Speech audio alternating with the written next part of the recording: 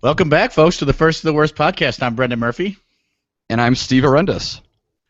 and this is a very special edition of the First of the Worst podcast. It's our first ever very special edition. Yeah, we're not Boy Meets World where every episode's very special. No, and we don't have any crossovers. Like, we're not crossing over with the WTF podcast, though we're not adverse to it. Mark Merritt, get at us. So get ahead of us. I keep using that as the example of, like, podcast greatness, and I think it's, like, a pretty solid example. Yeah, I mean, he's pretty known for that. I mean, he became famous because of his podcast, really. I mean, he was always like a noteworthy comedian, but I think that the podcast was definitely part of it. Yeah, sorry. Hold on a second. We got to restart. All right, yeah. We got to. Whatever you just said.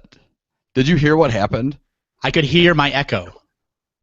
Yeah, it was like playing on my computer somehow. I don't even know how that happened. Okay, I could hear it too, because I could see, like, it just wasn't normal. Yeah, okay. Did we had a little bit more complications. I'm going to get my other headphones. These headphones fuck me up a little bit. Hold on. Okay. These are my good headphones, but they come unplugged all the time.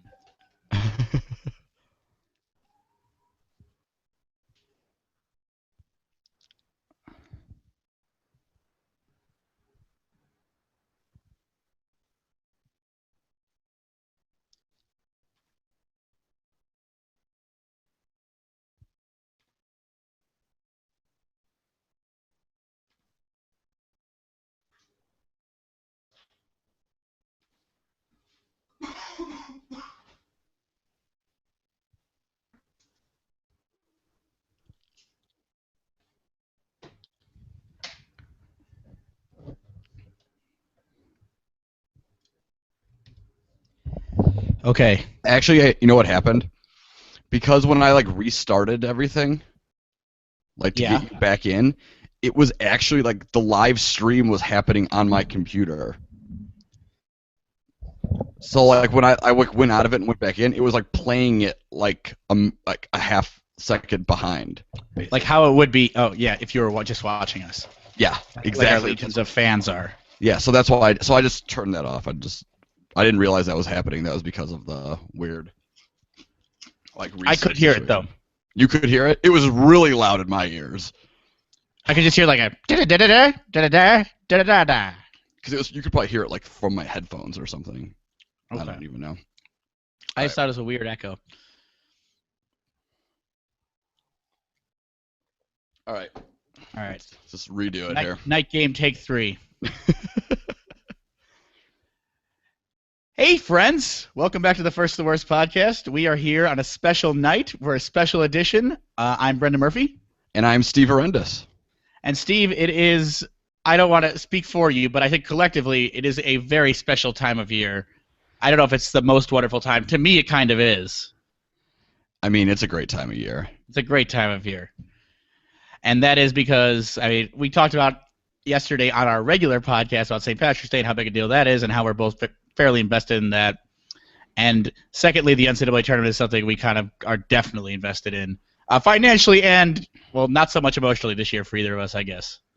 No emotions. No emotions. Poor Illinois basketball, RIP. I mean, yeah, Missouri basketball, I mean, juxtaposed against us, you guys look like the Miami Heat of 2011. So it was a rough year for both our teams. Nonetheless, we are enthusiastic about it. So we are going to do it a little differently today. We're going to have some lists. They're not going to be the focal point of the show. And we're going to kind of break down our impressions because, you know, before we were this, Steve and I were aspiring, then failed sports journalists.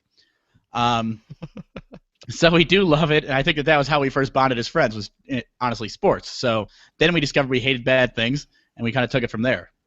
Yeah, that's pretty much what happened. I think this will go pretty well, though. I think you're going to kind of be the basketball expert here. I'm just putting that on you. And I'm here just for gambling advice, game theory, and hot takes. Yeah, so hopefully it's a good dynamic. I think it'll work well. So overall impressions, the first question I think when you got to ask yourself, and I think that America's asking itself, is can anyone beat Kentucky? No. And that's the I think that's I agree. No one can beat Kentucky. I mean, we'll get down to our Final Four. We'll break it down in a little more detail as time goes on, but no one can beat Kentucky. So, beyond that, there is some interesting storylines going on. I mean, Jahlil Okafor and Duke. Duke always a hated team. As a potential Final Four candidate, you have locally Wisconsin is such a big story, and they have been since they made the Final Four last year for the first time in a while. And I think that you have a couple conferences, the ACC, the Big 12, and the SEC kind of staking their reputations on this tournament. Yeah, and then the Big Ten not having a good year and somehow getting a bunch of teams in the tournament. Yeah, I guess we should bring up the Big Ten since this is Big Ten country. The Big Ten was not good this year. We're a football conference. No one really was. Yeah, the first and the finest. Football conference. I believe that's your slogan, is it not? And Illinois is a football school, so it is what it is. So we were going to start this out. We were going to break it down region by region. Let me actually pull up a bracket, as that would be helpful. Yeah, to break it down region by region. I think we're all looking at the standard brackets that CBS has pumped out, right? And we can. I'm looking at an ESPN bracket. Oh, you're such a brand. I'm a brand loyalist to the end. But so that bracket, which region would you like to start in? I can just click. Top left. That's Midwest in mine. Okay, that's Midwest in mine as well. So this is the Kentucky region. Yeah, the number 1 overall seeds region. And I think you guys are really interesting game in this region. Actually, across the board, I think this is a pretty compelling first round. I mean, minus Kentucky destroying whoever wins the play-in game of the 16 seed. Yeah, I mean, Wichita State, Indiana is a good game, I think. I mean, those Indiana has weaknesses. I don't know if Wichita State can't really exploit them. That's the thing. It'll be interesting. Wichita State's tallest starter is 6'7". So it's not an IU has been hindered all year by their. I just think that Wichita State's a better team, frankly. I think we got to start over on this region. It's been really wonky since it started, and you just really lopped off there. Not that we talked much about this region, so it's easy to start over here. Okay. Maybe it's because I was actually surfing the internet and doing shit. I'm beyond. Again, I don't know why shit happens the way it happens at this point. That actually could be something to do with it. Okay. Maybe, I don't know. But so we'll just start over at the Midwest. Okay. So that's an easy enough place to start over. If I'm going to start over though, I want to have everything that I want pulled up. Yeah, just pull it up into tabs. Yeah, I'm pulling it up into tabs now. So let me do that. Yeah. And then so I'm not messing around while we're. Yeah. Yeah, that's kind of when it started happening, I think, was when you were pulling up. You see a big PDF of the whole thing. Well, no, what I honestly wanted was there was this thing that had scouting reports on every team. It was an insider thing. Oh. They have too much shit. I'm not kidding. You should talk about that. I will. All right, let's just go back into it.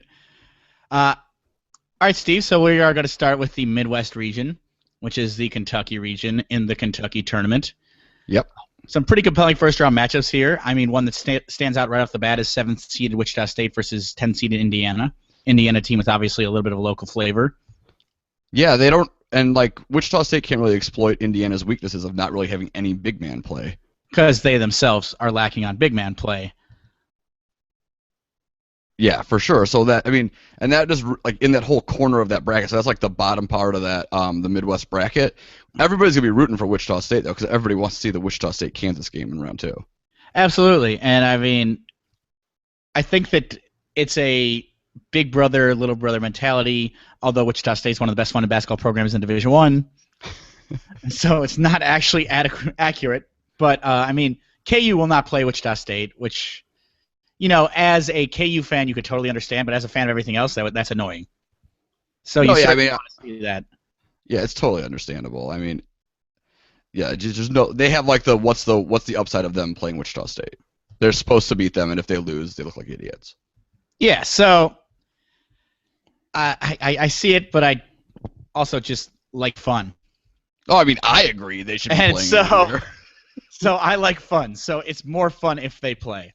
This region has 5 teams from Indiana in it, which is kind of Also, crazy, this too. is the Hoosier region. You're going down the line. You got Purdue, Valparaiso, Butler, Notre Dame, and Indiana. And will any of them play? Possibly Notre Dame and Butler. If seeds hold, that's a likely matchup. And Texas sucks. They're the 11 seed. Butler's the 6 seed. They're the team that's really talented that just never put it together. And from my experience, that team just doesn't put it together when the tournament rolls around. I mean, that's when Pomeroy says they're good. They rate well in all sorts of defensive metrics. They rebound well because they're gigantic.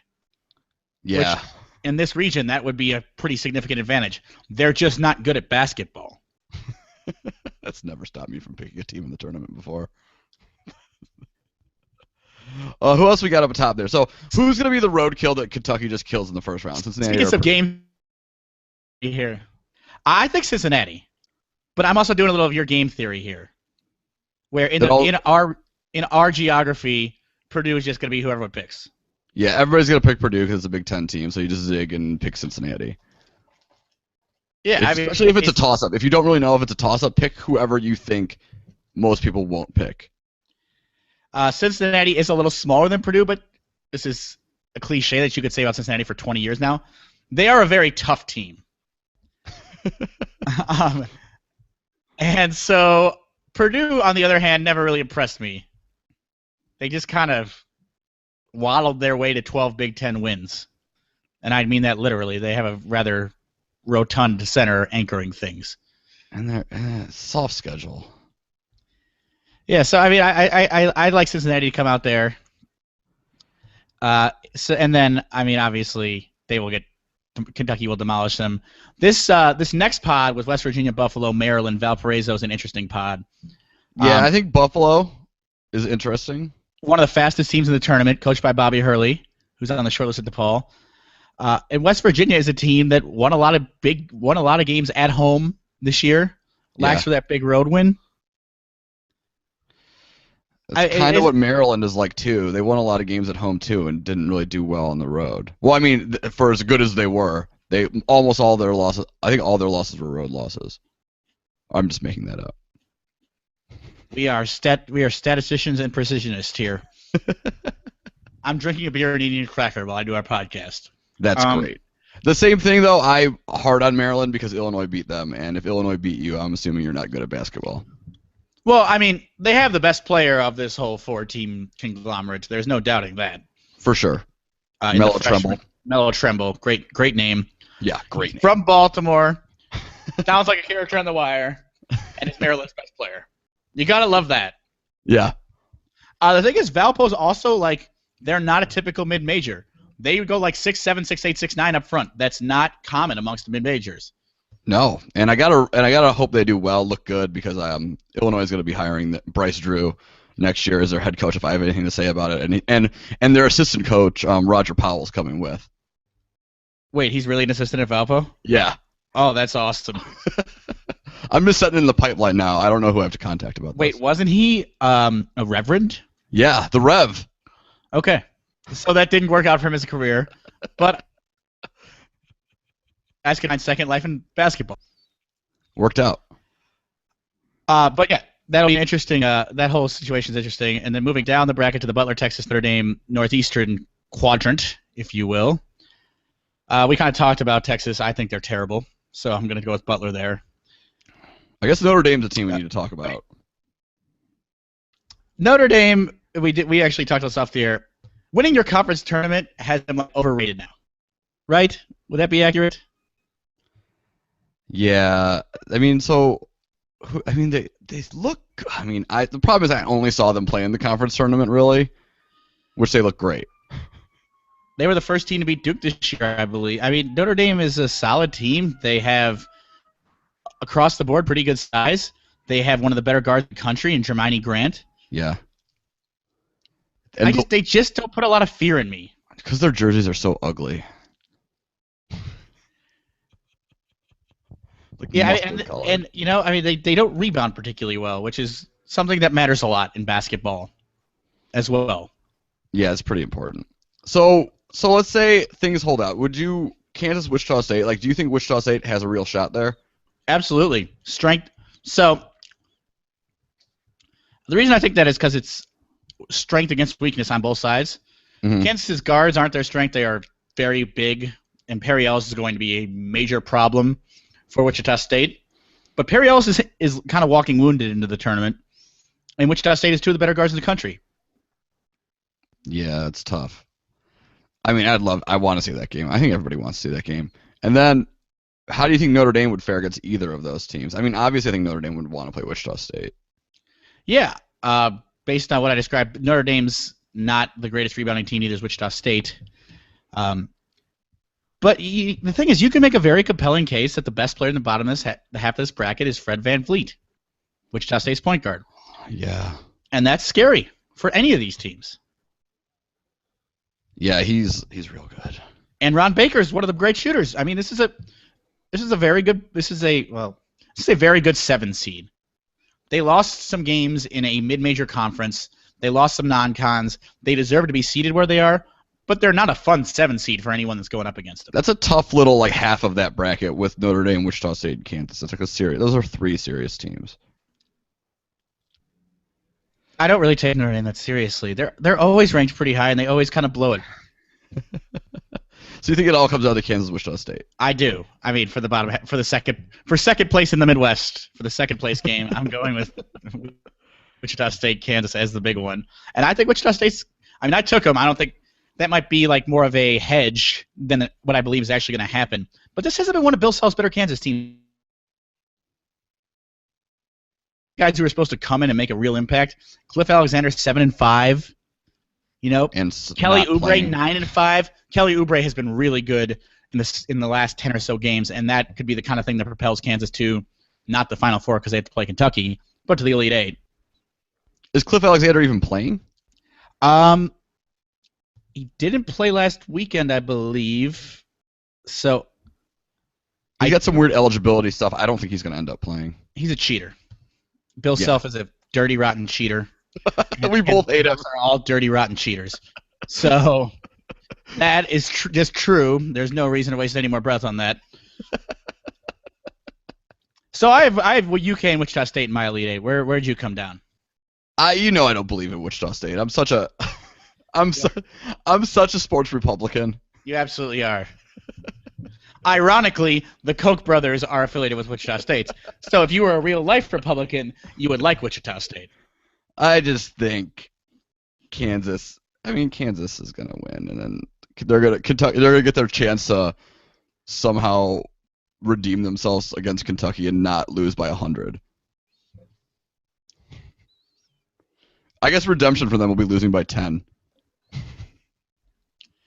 Yeah, I mean maybe it's that if their bench outscores Kentucky's bench, like their B teams, maybe they have a better B team, they have a better JV squad. So we're both pretty on the same page. Kentucky for sure. Who do you think is the best chance for an upset in this region? I like Valpo against Maryland. Valpo against Maryland, huh? I like a lot of the 13-4s this year. Valpo's well coached. They won a lot of games. They play in a better mid-major league. They pass. They have 3 public league kids. Yeah, we need Bryce Drew come to Illinois. It's happening. Yeah. I think Maryland was the luckiest team in the metric luck, which is one that I paid $17.95 to get on KenPom.com. Maryland, which it was the. Let me look at the exact average. Let me look at the exact. I don't want to misquote it. But Maryland was the luckiest team. It's like I think basketball. the luck. It's basically calculated based on your like Pythagorean record versus your actual record. It's like somehow with that. It's the Pythagorean record is based off of like offensive efficiency and defensive efficiency and what your record should be based on who. I am seeing PYs in this equation. Yeah. So it's the actual equation is probably a little more in depth than that, but that's basically what it is. Okay. So explain that in normal words, math guy. So he uses offensive efficiency, which is points per 100 possessions. Points per 100 possessions, and defensive efficiency, which is a reverse of that. And he then calculates based on who you've played in their metrics on offensive and defensive efficiency, what your record should be. And then the luck is that compared to what your actual record is.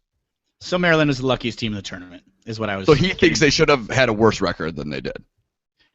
And so do you and I. Yes. So, and there was no math that made us like that. So I think that Maryland's ripe for an upset. Yeah, that's a pretty good call. For some reason, I like Buffalo too. I mean, they play fast, and that could kill you, or that could kill you, or that can buoy you. It's a way to catch a team off guard, but it's not. It's more. That's being fast and weird is more effective in the second round than the first round. Yeah, they're also playing the West Virginia team that's pretty deep and will press as all. I mean, for half this analysis, you can just go by the coach cliche, but that's Bob Huggins' thing. He'll just press you until you want to cry. I love Bob Huggins. I do too. He's a terrible person. He's the worst. Does he still wear like jumpsuits? We will get to that later in the podcast. Okay, great. All right, let's move on to the next region. I guess we want to. Okay, so we picked Kentucky. If that wasn't evident from the start of that region, Kentucky.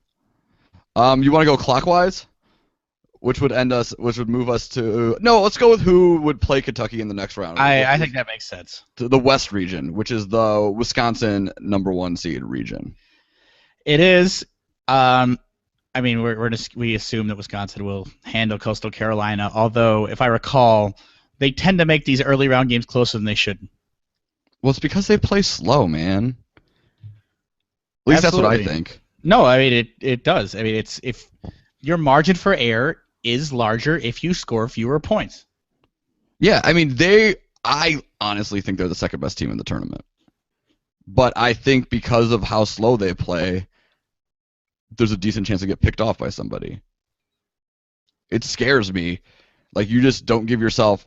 If you are the best offensive team per possession, which they are, you want more possessions to try to take advantage of that, but they play... I think I saw they were a 345th ranked out of 350, yeah. Out of 350. That's crazy.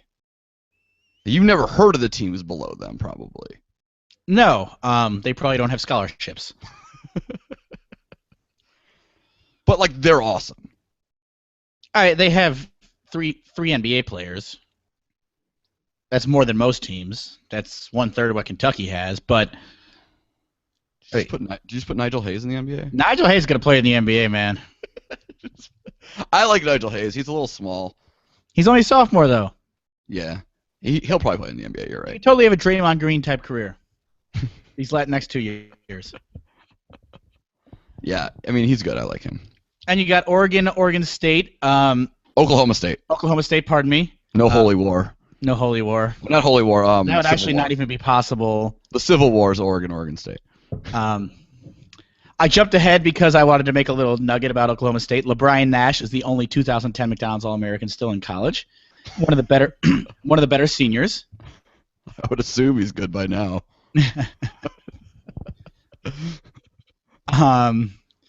But these teams, I hate to. Wisconsin's susceptible to early round upsets. They always have been. So I hate to write them off because there's two very good players. I mean, Joe Young on Oregon is the guy who takes the most shots in the tournament per game, 16.6 shots. Yeah, he shoots a lot. He shoots a lot. He scores a lot. He's one of the leading scorers in the tournament. So, I mean, these teams are not untalented. They're just not great. Wisconsin's beating whoever wins this game. Yes. I think. Yeah. I don't think Wisconsin doesn't have anything to worry about, I don't think, till the Sweet 16. I mean, I would worry about the fact that there are two guys who could potentially win a game by themselves on those teams. But I wouldn't bet on them doing so. That's true. I mean, any Wisconsin fan probably agrees with you since they watched Marshall Henderson beat them 2 years ago. Oh, God. That was just bad for humanity. It was. I secretly really enjoyed it. Well, yeah, you're a troll. It's true. Not like the kind that lives under a bridge. Well, that too. So then we go down here a little bit, and you get your classic 5-12. This is Arkansas. You probably know a little more about them as you're an SEC guy here. Hey, America's best basketball conference. Woeful at football. Wofford is a very slow, meticulous team like Wisconsin. They're very small. Their average player height is 6'3". Arkansas plays 10 guys. The thing about Wofford is they're super smart. They are cliche. They are very white, very small, and very smart. They make a lot of the shots they take. They're one of the leading field goal percentage teams in the tournament and one of the lower turnover teams in the tournament. So, I mean, that gives you a chance. Mike Anderson, conversely, at Arkansas, plays a very up-tempo, high-speed type of system. I mean, the 40 minutes of hell. Yeah. And they'll smother you on their good nights. On the bad nights, the press will beat them. Yeah. Because it's just letting up too many easy shots. And he does not call off the guards. So what you're saying is they're a team that could definitely get picked off by a lesser team. In my bracket, I took Wofford. Okay. Although Mike Anderson's first-round record as a tournament coach is very strong. Oh, yeah, you have some first-hand experience there. Yeah, he's a good tournament coach. He beat Kentucky. He was one loss when he was at UAB in the second round. I mean, he's a very good tournament coach. Which, if they get through, that could spell problems for the winner of the UNC Harvard. I like UNC there. I think we both like UNC a lot. In this bracket, I think we both are pretty big on UNC, actually. Yeah, they look awesome. Marcus Page is awesome. Like, a seriously good point guard is a huge deal in the tournament. Like, he's not just one of these point guards that just, like, shoots a lot and scores a lot like some teams can. He can run an offense and score. Yeah, and they're bringing off a fleet of 6'8" to 6'10" guys. Athletic guys, at you. Yeah, I mean, it's not fun. I mean, we're looking ahead, but that's not great news for Wisconsin when that day comes. No, we'll talk about that when we get a little deeper in here. And then so we'll go down to the next ones. I guess you got like Xavier versus the play-in game. I kind of like that BYU team in the play-in game though. Well, you gotta like Tyler Haws. Yeah, he's awesome. He's a 17th year senior. He does not stop shooting. Did he play with Chipper Fredette? This would be his. It's so hard with these BYU guys because the missions. He definitely went on a mission in the middle. Yeah. Like their second best player last year was on a mission this year. They're awesome. Like I've always Could you imagine the frustration of coaching that though? Yeah, it's really. I guess you gotta. How do you like schedule when you're like mapping out your players on like your scholarship grid? Do you count the mission year? And does that count as a redshirt year? Or it does count as a redshirt year. I'm pretty sure. Okay. Or is it like something else? I didn't know. And also for BYU, Kyle Collinsworth, who just got back from his mission year, is nicknamed Mr. Triple Double. He set the single season NCAA record with 5 triple doubles. So they have a little bit more than just chucking up Tyler Haws. Yeah, and then I mean, so are we both assuming they're going to beat Ole Miss in the play-in game and play? I couldn't even tell you a player on Ole Miss, and I'm in the SEC. Yeah, I don't know a lot about Xavier, so that's why I'm taking BYU. I like what I've seen from BYU. I'm just taking them in that game. Chris Max, good tournament coach. Be honest with you, I don't know anything about Xavier except that they have a point guard who's very good passing. You need someone to pass the ball to. I assume they have guys who catch the ball. Basically, we just like BYU because of these 3 teams, they have the best player. Yeah, they do. I like to. If I don't know a lot about the games, if I haven't seen a bunch of you play, and I know you have the best player, I'm going to take you most of the time. Now that brings us to an interesting question because we are going down to Baylor, Georgia State, and the best player in that game probably is a Georgia State player. And I'm going to show my bias here, and I've seen Baylor play once, and it was to Illinois, and they lost. Okay, so you see this as a potential upset. I do too. I do. Georgia State, the coach's son, R.J. Hunter, is a first-round pick and a 20-point-a-game scorer. Then they have Ryan Harrow, a former Kentucky player who's a starting point guard, who's like about an 18-point-a-game scorer and an assist guy. Then their third guard, it might be the most famous of all of them. Only one of these guys has gotten calls from President Obama. Their third guard is Kevin Ware. Yeah. Of Louisville fame for breaking his ankle, and he was never even not to be a dick, but he was never that good a player to begin with. Yeah, he was like in their rotation, but he wasn't. He was in the rotation. I mean, it was a very important game that he did that in, so he was playing, but I don't think that they went on to win the national title, so clearly he wasn't that important. Oh, Kevin Ware. Well, at least he's back, right? Baylor has the baddest man in the country, though, and that's this guy Rico Gathers, who's like a 6'6", Oh, he's terrifying. ass-kicking power forward who will play in the NBA even though he's 6'6", because people are just terrifying is a good word. He was just like beating up guys in Illinois. Yeah, but like Rico in a good Gathers way. In a good way. Awesome. 11-11, and he's a walking double-double, and that doesn't happen very often in college. Yeah, there's not a lot of those, especially in a major conference. He's listed at 6'8", 280 as a height truther. I think you'd agree he's probably closer to like 6'6", 280. 6'6" and a half on a good day. And just frightening. So I'm going to go out on a limb and guess that Georgia State probably doesn't have a big guy to bang with him. Yeah, they probably beat Georgia State. Georgia State's got a chance. It's probably Baylor over BYU in my world in that little segment there. I took Baylor too, although the one red herring is I think Scott Drew's a terrible tournament coach. And I think that no one else in there has any experience, I guess. I don't. Chris Mack's a pretty good coach. I think Andy Kennedy is a terrible coach. Dave Rose, okay, so he's like the third of the 5 coaches there that I take. Yeah. It's got a lot of talent, though. It always does. Hopefully his brother brings that to U of I next year. I like how I'm just talking about how this is done. There's going to be another coaching thing we're going to probably talk about like it's done later in this. So let's go down one more.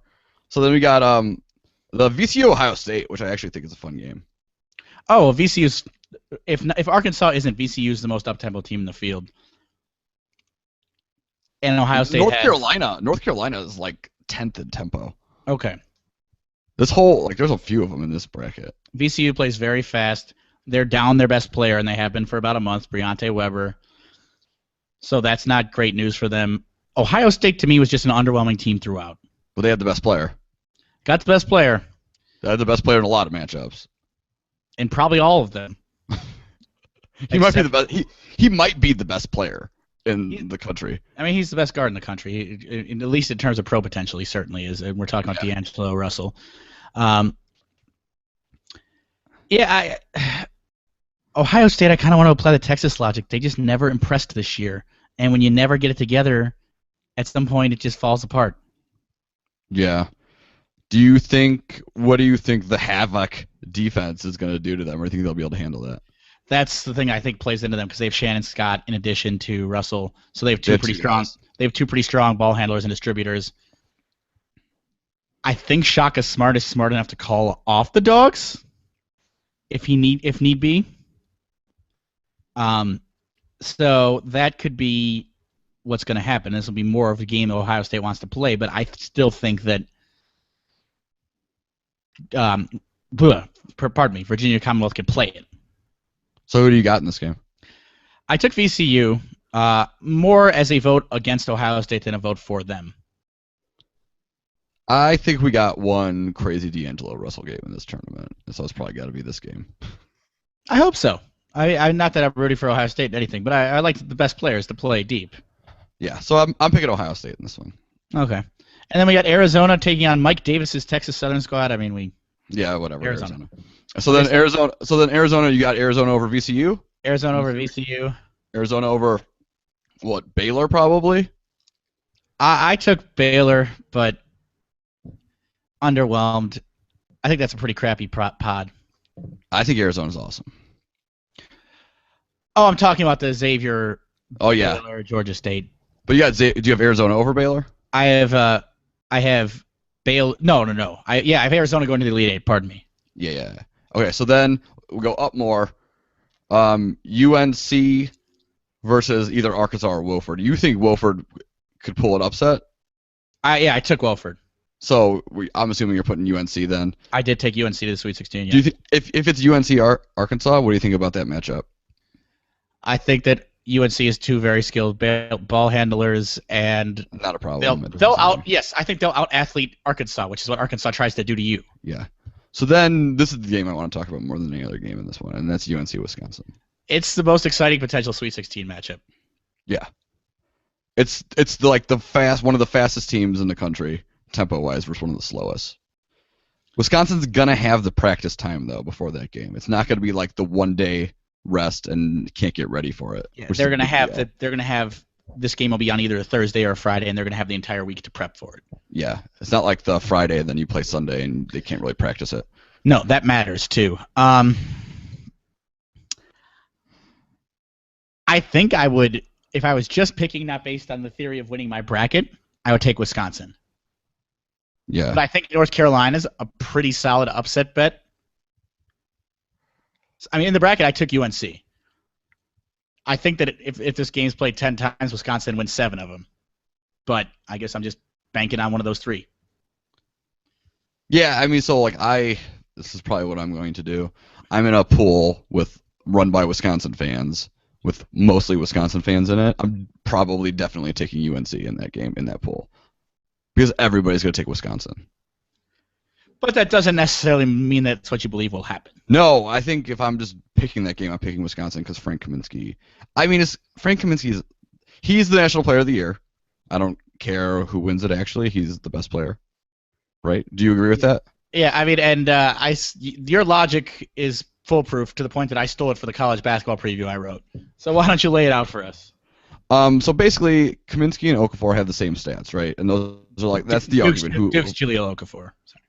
Those are the 2 guys who everybody's debating between being the player of the year. And we've talked about tempo multiple times here. Basically, Kaminsky's putting up those same stats in 10 less possessions. So he's getting the same amount of points, rebounds, everything as Okafor in 10 less times on the court. And Wisconsin notoriously doesn't crash the boards for offensive rebounds to get back on defense, so he doesn't have the opportunity to even get those offensive rebounds that Okafor is getting. But he's still rebounding at about an equal clip. Exactly, yeah. And when we say tempo, that's possessions per 40 minutes. Yeah. Speed you play, basically, yeah, on average in games. So then Wisconsin-Arizona, then. Okay, well, I have UNC-Arizona, but I think that Wisconsin would beat Arizona if they played again. Last year, same as last year? Now I'm talking myself into changing my mind because I really do think Wisconsin's a very good team. Yeah, I think that last year Sean Miller pantsed him. Bo Ryan pantsed Sean Miller. It took Sean Miller to the last 5 minutes of that game to realize that he had to put Aaron Gordon, his lottery pick, on Frank Kaminsky, the best offensive player in the country, and they lost by 10. So I think Bo Ryan will outcoach him again. Weren't they missing a guy, though, hurt last year, who's back now? A big guy, I'm pretty sure. Arizona has a cavalcade of big men, though. They'll have Stan Johnson, and they'll have Caleb Tarkowski. Arizona's a very talented team. They have T.J. McConnell's going to be an All-American point guard. It would be a great 1 versus 2 because we're talking about probably the highest rated 2. We are certainly talking about Wisconsin, the lowest rated 1, and Arizona, the highest rated 2. Yeah. It's weird that Wisconsin's the lowest rated 1, but they were given the 4th 1 seed, I think. So you said you would have North Carolina in that game. I have North Carolina going to the Final Four. So you'd have North Carolina beating Arizona. I do, and I'm also going with the better coach there. You don't really. Do you not trust Arizona's offense? I know they score, but I don't trust it really. It's weird. They're a streaky team. I wonder who their lights-out jump shooter is. Yeah. Their defense is great. And it has been under Sean Miller the whole time. Yeah, they run that same exact defense that Virginia runs, which we'll get to. They run the pack-the-line defense, which is... Basically, it assumes college basketball players can't shoot jump shots and kind of just lets them do it. And pressures the ball. It's a pretty theory. It works a lot, so... It would be a disaster in the NBA, by the way. For all the people who want to say college is better than the NBA. Yeah, well, and it's probably a disaster against Wisconsin a lot of times because they can all shoot. Yeah, if you can spread the floor in that defense, you're going to be in trouble. In the end, though, it is a lower percentage shot. Yeah, so I got Wisconsin winning this region, if they get upset by North Carolina, though, I think I would have Arizona over North Carolina.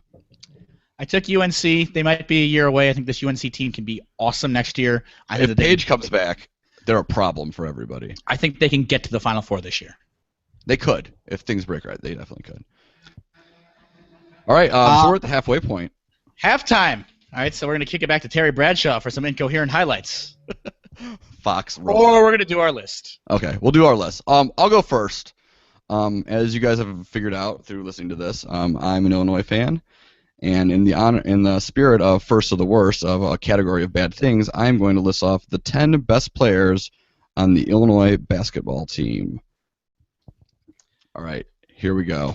Feel free to comment if you want, but we're going to move through these a lot faster than we do on our normal podcast. Yeah, obviously. Number 10 is Michael Tulip. He's a walk-on. I just put him 10 because I wanted to rank somebody above Aaron Cosby. Okay. Who is no longer on the team? No longer on the team, yeah. Okay. Number 8 and 9 are kind of together. That's Austin Colbert and Maverick Morgan. If you didn't know who they were, you would definitely not guess which one was black and which one was white based off their names. Mav Morgan is the white guy, and Austin Colbert's the black guy. That shocks me. I still can't get over that. I feel like they just switched name tags on the first day of school and are just going to see if anyone notices. They also have great names if they were high school, college quarterbacks in Texas. Both of them, Austin and Maverick. And I'm just guessing one of them won't be on the team next year for some reason. Next is number 7 is Jalen Tate. If he would be, I'm pretty sure they only recruited him. So Kendrick Nunn would go to school there, and if he would be a pretty good player at basketball if scoring was not important. And number 6 is Ahmad Starks, who was a 5'8" point guard, but in reality he was a 5'8" shooting guard who played point guard, which is not good. Number 5, I have LaRon Black, who is a freshman, who I think one day I'll love. But, he's got a lot of potential. He needs to stop being crazy and getting technical fouls and attacking people on the court. But I guess that's how you get to I didn't know he had Savage. Oh yeah, he gets a T like every other game. Then I got number 4, Kendrick Nunn, who is left-handed and maybe good, but he hasn't really gotten much better. But he was hurt in the offseason. Hopefully he gets better. Number 3 is Nana Egwu, who is a great defensive basketball player. I'm just going to say nice things about him. Because it's senior day here at First of the Worst podcast. Number 2 is Malcolm Hill. He's like a small forward, but Gross likes to play him at power forward, which he's not good at. You love Malcolm Hill, though. I do love Malcolm Hill, and if they're going to ever be a good basketball team in the future, it's going to be because of him. And number 1 is Rayvonte Rice, and he is a very good player, and the team is somehow worse when he plays. That sounds like that could be a coach issue. Yeah. All right, so what's your list? My list is, and this is exciting because you don't know what my list is today. I have no clue. My list is best dressed coaches. And I went with, like, a little tongue-in-cheek. Like, if you do something unique, you could get on the list, too. Oh, God, please tell me one of these guys wears Tar Heel blue plaid blazers all the time. Oh, toward the top, my friend. Okay, so there's one tragic omission, and that is Frank Martin. Didn't make the tournament. Did not make the tournament, so he cannot be on this list. But he does deserve mention because he wore an ugly Christmas sweater during a game this year. And besides that, he generally shows up pretty put together. My number 10 is Bob Huggins, who wears swishy pants and mock turtlenecks. I've seen him wear tracksuit. He's given up on life. He's basically like one step away from draping himself in velvet. He's like a mob boss, is what I've always viewed him as. And he has an unruly mob of players who teams are frightened with. Remember that whole Xavier-Cincinnati fight? Yeah, it was great. Where one of the guys in the press conferences kept calling them gangsters. It was not a good moment for scared white people. I love Cincinnati. I love the old Cincinnati Huggins teams. So he's at West Virginia. Number 9, Marvin Menzies, who I think is an awesome coach too. DePaul should be calling him. He's the head coach at New Mexico State, and he's a perm, so that really goes well with his aesthetic. Kind of like the Eric LaSalle coming to America type thing. Oh yeah. I know exactly who you're talking about. We're a big New Mexico State household. We go to Las Cruces a lot. You and I have discussed. I like New Mexico State. For some reason, they're always a team that I'm like, they can do it. This year, they can't do it. They're a 15 seed. They're playing Kansas. They're gonna get their ass kicked. Number 8 is I wanted to get a couple of mid-majors on here, and this one I like. Ron Hunter, the head coach at Georgia State, father of R.J. Hunter, their star player, a wider African-American man, and he does what wider white men cannot pull off, and that is the super long sport coat that doesn't make you look as fat. With like 8 buttons. Yeah, it's an awesome jacket. So you're saying he's going like the Steve Harvey look? The Steve Harvey look, yes. Although Michael Irvin does it too. Yeah, but he doesn't need to. I don't know why he does it. Yeah. Number 7, and this guy's styling and profiling. I read an article on him. He would not give out the name of the guy who makes his suits to the Cincinnati Enquirer. That's Mick Cronin, who has done like some solid black on blacks, some plaid with black. Very solid look from Mick Cronin. Number 6 is Notre Dame's Mike Bray, who does the Robert Goulet quite frequently. Yes, he does. And by that I'm talking about sport coat and turtleneck. I used to claim that was like I dressed up as a college basketball coach for Halloween once as a last second thing, and I just wore a turtleneck under a blazer. He's the only guy that does it. Back in the day, it was pretty common, like in like the early 2000s. I'm pretty sure Lon Kruger used to do it. Lon Kruger still might do it, but he's okay. That would have worked in Illinois too. So number 5, and this guy has made a real push. This guy coached at Mizzou for years, and his style was terrible. He was wearing like Nolan Richardson's ties and like suits from 91. Yeah. Then this year, he came out in a bow tie at one game. He came out in a red blazer and gray pants at another game. Mike Anderson really has come a long way fashion-wise. So he's my number 5. And the top 4 guys are just all very fashionable. This guy, the jury's still out, although I think a lot of people think he's pretty terrible at coaching at this point. He does a lot of solid like checks, dark colored checks, and like pocket squares. John Thompson III, my number 4. Yeah. Dresses well. Rick Pitino is number 3. I honestly Googled list of the best dressed coaches. He was number 1 on most of them.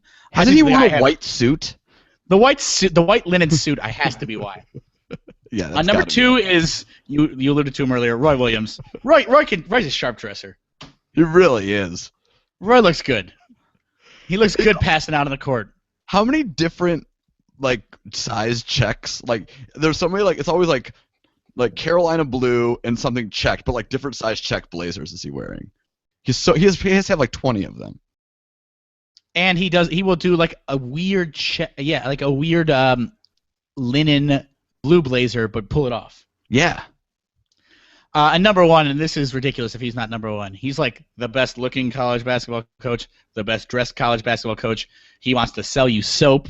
His team is a number 1 seed. That's Jay Wright of Villanova.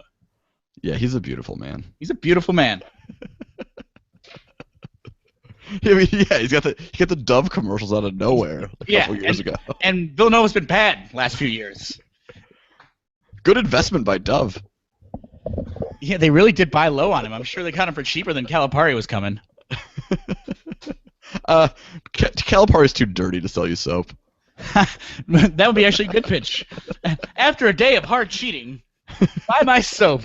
Washes all the scum of the NCAA off you. Just to let you guys know, I'm going on a tour of Brendan's house right now as he's walking around with the microphone with the camera. I was getting a beer. Could you hear that I was moving around? No, I couldn't hear it at all. It was okay. So I thought I was being pretty coy. I forgot the camera was on, honestly, because I have my my Microsoft Word document list up. So those are our lists for the week. Yeah. Those turned out pretty well. So we'll jump into the other half of the bracket here then, huh? The non-Kentucky half. Yeah. The teams that all these teams have a chance to go to the championship game. What did Mark Titus tweet today that was so great? The best, yeah. Mark Titus tweeted he tweeted it was something along the lines of, "Man, all these teams got stuck in Kentucky's tournament. What a bad draw." I thought that was great. That was great. Okay, so let's go east. Villanova. Villanova, a team that is the least talked about 30-win team in basketball history. They're very good. They have a very good coach, and they will demolish a 16 seed in the first round, as is standard protocol. Yeah, no, they're gonna kill him. So we will move down then to the 8-9 game. I'm not gonna lie to you. I know nothing about LSU or North Carolina State, so this is all you. These are two perpetually underachieving teams. LSU has 2 first-round picks. North Carolina State's key player, Barber, is injured, so I don't think that's good news, though I do believe he's playing. LSU should win this game, but LSU lost to Missouri. There's no way in good conscience I could pick LSU to win this game. Those were your 9 wins? That was one of our 9 wins. We started in SEC play 1-0. We then went 2-13 for the remainder of the year. That's pretty rough. But LSU will probably be awesome next year. Yeah, bringing in the number 1 recruit helps, and maybe keeping these 2 big guys that they have. Jordan Mickey and the other one's name escapes me at the moment, but they won't be playing much past the first game anyway, so it doesn't really matter, does it? Yeah. So then you got Nova over. We're taking Nova over NC State or LSU, whoever I randomly put in there. Nova. I remember brighter days of the year as an Illinois fan when we were undefeated going into a game at Madison Square Garden against Villanova, and then got put in our place, and everything was downhill from there. Yeah. That was this year or last year? That was this year. This feels like it was like 8 years ago. Yeah, you guys lost by a lot of points to them.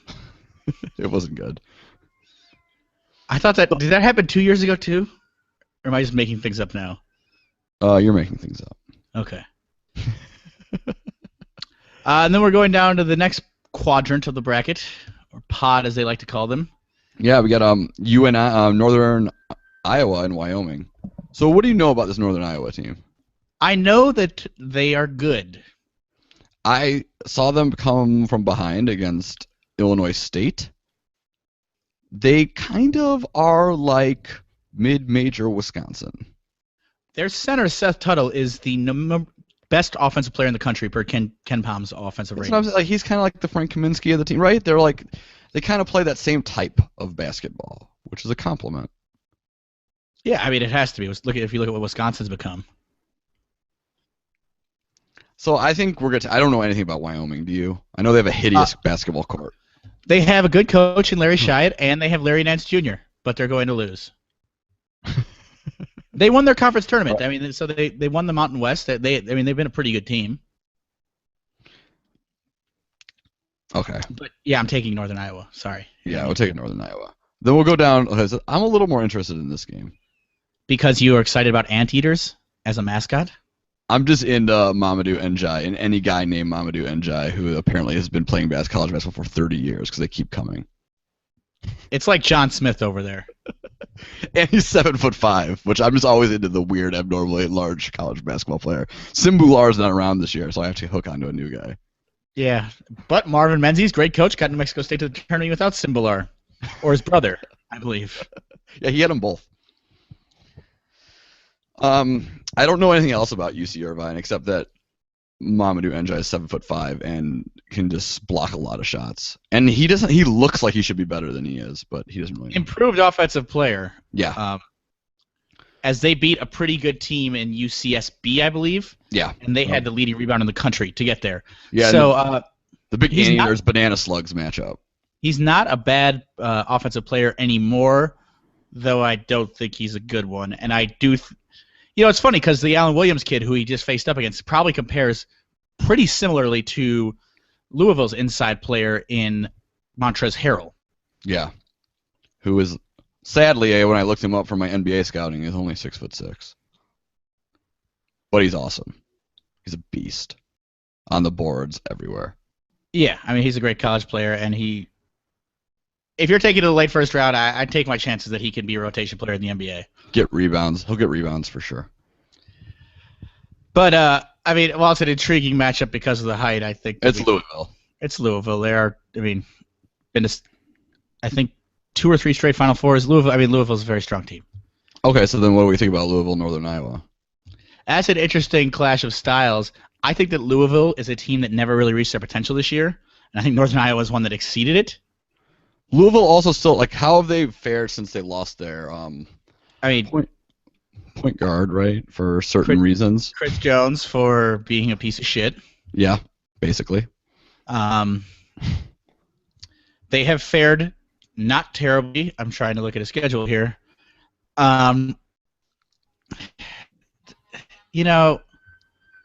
At this point, I think they've been without him long enough that it can work, and their strength has always been on the defensive side of the ball. I just think that Northern Iowa is playing better basketball right now. Yeah, I think Northern Iowa is going to win. I think Northern Iowa is going to win. They've just been playing so well. And I think this is total just hot take. I just think it's time for a Louisville down year. Yeah, but yeah. I mean, the down year I think is coming next year. I mean, not like down year, but like a not satisfying tournament showing. Okay, I'm with you. So then we'd go, if we move up there, to see who would get to the Elite Eight in that part. I think we'd both probably agree that either Louisville or Northern Iowa is probably not beating Villanova. No, I mean, they have one of the most underrated players in the country in Duron Hillard and Javon. I mean, they're not huge, but they have a lot of skill on the interior. And Ryan Archonado has a really hard name to pronounce. So all those things are going on. I mean, I just looking at this bracket, though, one thing that strikes this portion of the bracket, I mean, look, young and old, you have so many great coaches. You have Jay Wright, you have Ben Jacobs, Patino. We'll get down to the other part of the bracket, but I mean, looking at Ed Cooley, I think is a really good coach who's probably onto a bigger job than Providence. Lon Kruger, Tom Izzo, Tony Bennett. That's a very strong roster of coaches. Yeah, there's a lot of good coaches down there. So I'm going to take Villanova. Yeah, I think Nova's. But I don't think it's like a home run. No, I think Northern Iowa could pull an upset there for sure. Yeah, make an Elite Eight run. And the Valley's pretty adept at that. Yeah, usually happens. So we'll go down here. Yeah, we'll go down to the bottom portion of the bracket. So that's Providence versus the play-in game, and I'm just giving that play-in game to Dayton since it's a home game. Which is an atrocity. I'd be so pissed if I was a Boise State basketball fan, one of the 5 of them. Boise State, one of the best. Derek Marks, local kid who Illinois did not recruit, one of the best scorers in the tournament. Plainfield East. Talk about all the guys like Fred Van Vliet and all these guys that. I mean, a lot of people didn't recruit Derek Marks if he ended up at Boise State. Yeah, that's true. That's true. I think though Providence probably will end up beating either Boise State or Dayton. I love Providence. They have the best point guard in the country, maybe, in Chris Dunn. They have LaDante Henton, who's a really good combo guard, big guy. Combo guard who rebounds, I guess, would be the way to say it. He's not a combo guard center. And they play hard. They play so hard for Ed Cooley, who I think is one of the guys that, I mean, I don't know if DePaul's probably not a step up for the Providence coach. Yeah, but I would pay him lots of money to coach there were I DePaul. Yeah. So then we got Oklahoma and the Great Danes of Albany, who won a great conference championship game, which I watched. That's one of those last 2 minutes. Yeah. Yeah, buzzer beater. Buddy Hield is one of the better scorers in the country. Lon Kruger is a tested coach. They finished at the top 3 in the Big 12, which was the top-ranked conference in the country. Oklahoma's a very solid team. I think Oklahoma's good. Yeah. I mean, I think they're gonna. And now I'm gonna say that. Now I'm totally gonna refute my previous point and say that I think they're gonna lose to Providence. Because you like Providence, yeah. I really like Providence. I guess is what that's coming from. So I'm looking at this. Do we like any real upsets in this region? I took Providence to the Sweet 16, so that's an upset of sorts, I guess. But not like a first round upset, really. No. And then we're assuming we're both probably gonna take Michigan State over Georgia. Yeah, because we're from Big Ten country. And it's Tom Izzo, right? You just gotta be a fool to go against him. And then, but you're an SEC guy. Yeah, and I think Mark Fox is actually one of the better coaches in the SEC. He's done a lot with very little talent the past couple of years. And we're just gonna chalk. It's also his job to get the talent there, though. So yeah. It's not like other professional sports where somebody else's job. We'll just chalk in Virginia over Belmont. And Virginia Michigan State's a good game, or an interesting game at least. This is one of the weaker Michigan State teams he's had, I think. It's true. I think people are they went on that run they sent Wisconsin to overtime in the Big Ten tournament, so they're gonna be a little overhyped. Yeah, and Virginia's stud Justin. God, I'm screwing this up. Justin Jones, Justin Jackson. Let me get this roster. He was hurt for quite a bit of time, but he came back. At Justin Anderson, came back and played pretty well in the ACC tournament in limited play, so that's a little less of a concern for them than it would have been maybe a week ago. Yeah, he didn't. I didn't think he looked that game in the game they lost, but they did lose that game. So they're more than a one-man show, though. Yeah, for sure. Malcolm Brogdon is a very, very good player when he's hitting his jumpers. And so with UVA, kind of like Arizona, because they play that same defense, I'd be looking for jump shooting teams that can really shoot to knock them off. And I don't know if Michigan State's necessarily that team. Not that they can't shoot, but I mean teams that really knock down shots. Villanova can. Exactly. We're getting ahead of ourselves, but. So then I would say, so you are gonna go. You think Providence has a shot against Virginia? I do. Ooh, really? You really like Providence? I do. I think they have a shot. I took Virginia, but I think they'll give them a run. That is interesting. I don't know a lot about that team. They got 2 first-round picks. I mean, that's a lot. You're right. There's not a lot of teams that have that. Those teams are like Kentucky. Yeah. And getting them to Providence is a miracle. That's true. Why would you go to Providence? I was wrong when I said Henton was a guard, by the way. He's a forward. Okay. So then, do you like Villanova over Virginia? I like Virginia, although I think that'll be a great game. I loved Virginia this year. I loved them last year. I just think that they have a formula that works even when your best player isn't, and that's a really good thing. They have that same flaw as Wisconsin, is that they play very, very slow and could be knocked off. Like when we were saying Wisconsin was like 345th in tempo, Virginia's like 339th. Yeah, I mean they're not a tremendously speedy team, but that doesn't mean they're not skilled like Wisconsin. And I mean, looking back on another era, it's hard to advance. Pitt did this too, and they made one Final Four, I believe, in their really strong run. And a big reason why is because it's just harder to do when you have fewer shots. Yeah, they would get upset all the time. Yeah. I kind of agree though that I think Virginia's going to win. I just think they've played a tougher schedule and just been successful the whole time. And now that they're fully healthy again. And that's a strength-on-strength game where you have teams that are kind of built inside out or outside in. So that'll be a great matchup. Okay. We'll go down to the South, which I kind of think is one of the more interesting brackets because it's a little more wide open than the other ones, I think. I think Duke got a miracle gift. Well, first off, Duke was given what appears to be the third number 1 seed instead of the 4th. They should have been the first 2. Yes, and Virginia should have gotten a 1 seed. Virginia should have got the 4th 1 seed. Or Arizona. Or Wisconsin should have gotten the 3rd 1 seed. Yeah. Duke was, I mean, it was just never a question that Duke was getting it. Yeah, they didn't win their conference or their conference tournament. They played a much stronger non-con is what it always comes down to. That's true. And they did beat Wisconsin. They did beat Wisconsin, which maybe is what got them over them. In Madison. Yeah. That's probably actually what got it, right? That's what got them the seat above them. And Virginia at Virginia. So we'll have Duke winning their game against whoever wins against Robert Morris in North Florida. And then we got the Ospreys of North Florida. And then we got San Diego State and St. John's. What do you think about that? Roadkill? I mean, I didn't really think about it. I took St. John's, but now that I'm looking at it, why wouldn't I take Steve Fisher? Yeah, like Steve Fisher's a good coach. Weird that he was out of basketball for like that weird period of time.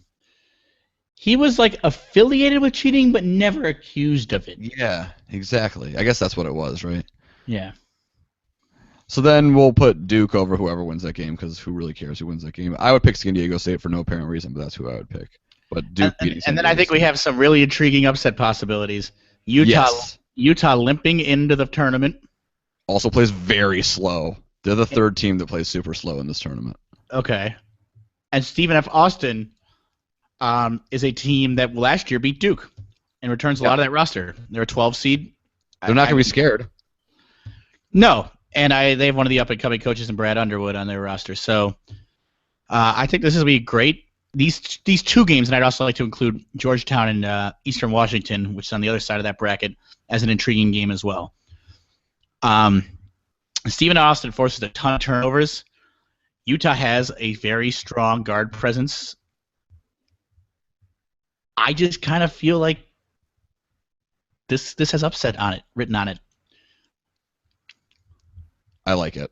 It's a 12-5, so it's not even that big an upset. No, I mean, it's like standard these days, right? I mean, Dalen Wright is he doesn't turn the ball over, so maybe I'm reaching. But, I mean, it feels like it's possible. And then, what do you think about Georgetown? Georgetown's record against double-digit seeds since 2008 is 2-5. Yeah, I know about that. I'm pretty sure I picked them to go to a Final Four once in Florida Gulf Coast, just like when Harlem Globetrotters. Like, okay, that was not an upset. That was an ass whooping. There's a big difference. That was an and one mixtape. It really was an and one mixtape. It was. I've never been like more confused when watching a team. I had no clue anything about Florida Gulf Coast, and like drunk at a bar because it was like the end of a Friday when I had just been at a bar all day, and just the craziest things were happening in that game. I feel like I hallucinated that game. This year we'll be drunk on a Thursday and a Friday. So you got Georgetown over Eastern Washington, or are you worried No, about I Eastern don't. Washington? Eastern Washington's going to kill them. I believe they will beat them handily. Really? Yeah. The only logic I have is that they have the leading scorer in the country. That's pretty solid logic. I kind of think it is, too. Even though as soon as I said it, I was like, that's a stupid fucking argument. Pardon me. We got to an hour into the podcast before I had to get beeped. I'm on my second Samuel Adams whippersnapper, whatever this beer is called. Yeah, John Thompson III has not been a good coach. Yeah, he really hasn't. He got to the one Final Four, but I don't know. I just don't feel that good about them. So are we saying it's going to be Stephen F. Austin versus Eastern Washington? We are. That's our double-digit seed. Right. So who do we like in this big Stephen F. Austin? Eastern? I think it's Stephen F. Austin. They have the tournament experience. Well, are you going the tournament experience, or are you going the best player argument? I'm going tournament experience for Stephen F. Austin. Okay. And we need to get to the second weekend. And Tyler Harvey is who I was referring to. I had to look that up. I'm not going to act like I knew. That's Eastern Washington's 6'3" two guard who scores 23 a game. So Duke's getting Stephen F. Austin or Eastern Washington. We have to pick that based on the matchup. Is it a rematch? It's a rematch. We're picking Stephen F. Austin. It's a rematch. Because we want the rematch. It's a rematch. And I think Duke could probably beat Stephen F. Austin. Pretty confident there, take them to the Elite Eight. You mean they might be ready for him this time? I think that extra week of coaching, even though that was a first-round game, so they knew what they were getting into. Yeah, let's get the rematch, and I think Duke will get him for sure. So we'll move down here. We got old Larry Brown in SMU. Coaching against his former employer, LSU. UCLA, pardon me. See, now I'm getting disoriented. Somebody made a joke, though, that like it's very easy for like Larry Brown to coach against a former employer. He's been in a few places. Fair point. UCLA, should they even be in this tournament? Nope. SMU's going to kill him. That's what I thought. They have the weakest resume, and Colorado State got jobbed, according to everyone. And a scumbag coach, so it's fun to root against them. Colorado State's coach did go out to Mizzou and get drunk and got pictures of him on the internet in a day before camera phones. So he is reformed, however. Oh, I was talking about UCLA's coach. I know, but I did want to mention that because that was just a funny story. Which coach was that? What was that guy's name? Larry Eustace. Yeah, it was on the cover of the USA Today like 2 days later. On like a Tuesday. I guess so now I'm more inclined to go on a Tuesday than I was when I was in college because I'm just developing into Larry Eustace's type of asshole. The good kind. The wheels are really falling off here. So then we got Iowa State and UAB. Yeah, I think Iowa State is a team that a lot of people think is Final Four potential. Yeah, Iowa State's awesome. They're coached by next year's Chicago Bulls head coach. Hey, the mayor, Chicago is looking for a new mayor. And then moving to the bottom of that bracket, we have Iowa Davidson, and I love this matchup because the two coaches look exactly like each other. I know nothing else about this except I knew that Davidson had like a very strong year in the A10. But I'm taking Davidson. See, yeah, that's a good call because there's always an A10 team that makes a run every year, and nobody ever knows who this is going to be. Except it's usually not the team that wins the A10 tournament, and VCU won the tournament, so Davidson's looking strong. Yeah. In their first year in the league. Well, somebody's got to carry the torch, and they're going to get Gonzaga because I'm just going to push Gonzaga past North Dakota State here. But no one will be shocked if Gonzaga somehow lost that game. No, not at all. Okay, so I'm going to take Gonzaga because they're gigantic. Yeah. Then I'm going to take Iowa State because Georges Yang is maybe the best college basketball player in this side of the bracket. Iowa State's just awesome. Though they can't keep getting these deficits and coming back from them. They're not the dynamic offensive team that can afford to do it. You're right. They keep doing it, and it's going to bite you if you keep playing that way. But I kind of also think they're going to beat Duke. That seems to be a pretty common pick. The thing about Duke is, when they get this far, you're right. They usually just go through. They blow it early, or they get like all the way to the Final Four. Yeah. And they almost have a virtual bye to the Elite Eight. They really did get the best draw. I mean, no one's really criticizing Kentucky's draw because everyone just assumed Kentucky's going to whoop everyone's ass. Oh, and they deserve the best draw. Yeah, and they got a pretty good draw too. Yeah. Kentucky did. But for sure. I mean, so I'm taking Iowa State to beat Gonzaga. And, you know, the thing is, Gonzaga this year, great team. Probably the best team they've had in terms of overall depth of talent. Yeah, got the Sabonis kid. I mean, Whittaker is probably if there's a national player, if the national player of the year was a Heisman Trophy, he'd be invited to the ceremony. Wouldn't be strong. Yeah, he would. He wouldn't be a strong candidate to win it, but he'd be there. He'd be in New York. I mean, and the kid that they got from USC, Byron, whatever the hell his name is, I think it's Byron Saunders. He's a slasher. Kevin Pangos in his 11th year as a senior. You beat me to that joke. He's been there forever, and he's like a different haircut every year, so you're not even sure he's the same guy. He came in with the floppy hair. When the floppy hair went out, he changed his hair. Yeah.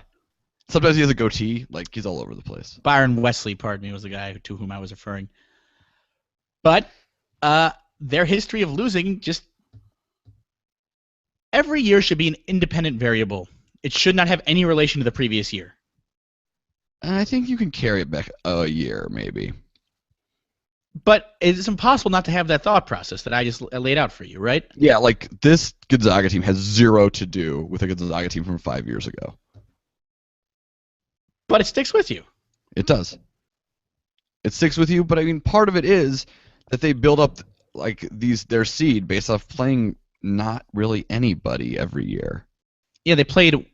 At one point of the year, it was one ranked team, they had one win over a ranked team all year. I believe that was true. By their third game, that will be the hardest 3-game stretch they have of the season, which is not always the case for a lot of these teams. Oh, it won't be for Duke. Yeah. But so in base boneless. You cut out there for a sec. Sorry. Okay, pardon me. Based on that flimsy logic, I'm picking Iowa State to beat Gonzaga. Okay. I like that too. I don't trust Gonzaga. Here's the thing, with my game theory, Gonzaga could lose to Iowa or Davidson, so I don't want to pick them to go that far. I think Gonzaga could lose to anybody in this tournament. So I don't know anyone who's on North Dakota State, but as I said, it wouldn't shock me. They could lose to anybody, so I don't want to pick them to go to the Elite Eight if I think they can lose to anybody. That doesn't make sense. So then that puts. So you think Duke then over Iowa State? I took Duke. Yeah. How about yourself? I have Iowa State. Okay. So your Final Four is what then, Steve? It is Iowa State, Virginia, Wisconsin, Kentucky. Okay, and mine is Kentucky, North Carolina, Virginia, and Duke, and that gives me 3 ACC teams I am aware. Okay, and now the Kentucky Invitational in Indianapolis. I'm taking UK over UNC out of that side of the bracket. Yourself? Yeah, I got UK over And then Wisconsin a rematch. Wisconsin's like the rematch tour with Arizona and Kentucky. Yeah, this year's a lot harder. Yeah. And then on the other side of the bracket, I took UVA to beat Duke. And I have Iowa State. I just need the Bulls to have momentum for next year. So we are. Sorry, I had a mosquito bite. We are heading into the final game, and it's Kentucky's going to win. Yeah, it doesn't matter who they play. Like, okay, let's just talk about this like as a big picture thing, right? I've been talking to people, and everybody wants to everybody's talking about. I hear them talking themselves out of Kentucky. What's the logic? Okay, so I get you want to zig or zag, right? If everybody's picking Kentucky, you want to go away from them. But like realistically, what do you think the percent chance if they play this tournament 10 times? How many times does Kentucky win it? Even if the answer to that is only 7, you should. The pick chances them. that you're picking what the team that wins it the other 3 times are still low. Yeah. So it's not like there's a second team that looks really strong. There's 5 or 6 other teams that maybe could win it. Mm-hmm. But even if you zag, you're probably zagging the wrong way. Yeah. So if you think Kentucky's going to win it 7 of those 10 times, according to ESPN.com, 50% of people are only picking Kentucky to win the tournament, which means you're getting extra value there. The only thing I'll say is every time there's a team that's this kind of favorite, I look at 91 UNLV, 97 Duke, 98 Duke, 97 Carolina. 2004 UConn, the team that just is supposed to run the table, and they just don't, because it is a one game. It's a 1-game playoff. Oh, for sure. I mean, anything. And the best team doesn't win in a 1-game playoff all the time. No, I mean, the last team I was this confident about was the last Kentucky team that won. And they ran the train on the field. Yeah, they kicked everyone's ass. Davis. And before that, the last one. I was the Florida team, the second Florida team, the second time they did it. Which was a 2 seed. Yeah, but I was pretty confident. They were a team that had like a little bit of internal strife during the season, but yeah, I think that there could be a challenger or 2 for Kentucky. I think that the dream matchup really does have to be Kentucky-Duke. It'd be fun to see them play Kansas again. Yeah, for sure. And I mean, if I'm picking the route that Kentucky has to play, I would like for them to have to play Kansas, Wisconsin, Duke. Well, yeah, that's like the marquee matchups, right? Yeah, I mean, that's what you're rooting for. So hopefully we get that. 2 of the biggest programs and the team that I personally think is the second best team. Yeah, I mean, the dream Final Four really is all 4 number 1s. Yeah, like everybody, upsets are cool and fun, like for the first weekend. But the Final Four is a little less fun when those teams are in it. Absolutely. So we're very excited for the tournament. I think we will be taking a half day on Friday and then going to a bar. Half day Thursday, full day Friday. Half day Thursday, pardon me. Half day Thursday, full day Friday. Find us at Franklin Tap. For a minute at least. I was wondering what. Yeah, we'll plan that off the air. This podcast is probably going a bit long. Thank you for listening to this special edition of the First of the Worst. You should follow us Twitter at First of the Worst. You can follow me personally if you want hot sports takes whenever you want at Arendas Arendass. You can follow Murph here at shy _Murph. Shy as in Chicago, not shy as in. Not confident. As in bashful. Yeah. You can also please like our Facebook page. Tell your friends. You can subscribe to us on iTunes. All that good stuff. And if you ever need to get at us, email us any questions that's at firstoftheworst@gmail.com. Yep. So thanks for listening, guys. Enjoy your tournaments, guys and gals. And we will be back with our regularly scheduled programming next week. All right, man. Later.